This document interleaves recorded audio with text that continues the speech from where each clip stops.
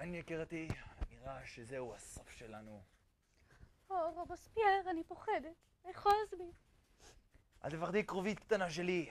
אמנם עירנו האהובה עולה בלהבות, וחיינו נמצאים בבלימה. אך אין זה אומר שאת צריכה לפחד, כי יש לנו אחד את השני.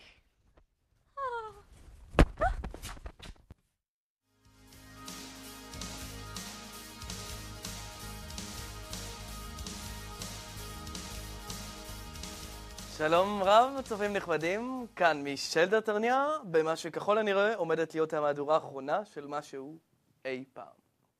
המפלצת אשר השחיתה את עירנו ממשיכה לעשות בנו שפטים, ללא סיכוי למזור וללא סוף נראה לעין. היכן הם גיבורי עירנו? היכן הוא הצי? היכן חיל הרגלים? האומנם נידונו לכליה באש התופת? ובכן, ככל הנראה, כן. ועכשיו בלית ברירה נעבור לתמונות ישירות באזור הקטל, שכן מה עוד נותר לראות.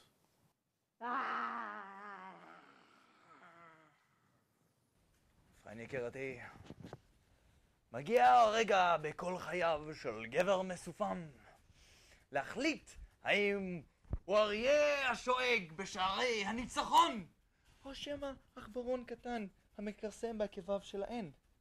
והרגע הזה הוא עכשיו!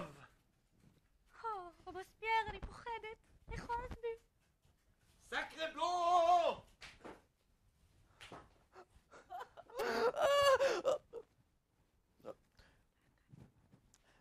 ולידיעה שזה עתה הגיע, רובספייר שוב הציל את המצב והביס את האיום הקטלני האחרון שניחת על עירנו. רובספייר, על שריריו המסורגים, על בלוריתו השמנונית ועל שפמו המתנפנף. רובספייר, אני פוחד, אחוז בי. וכל זה ביום עבודה.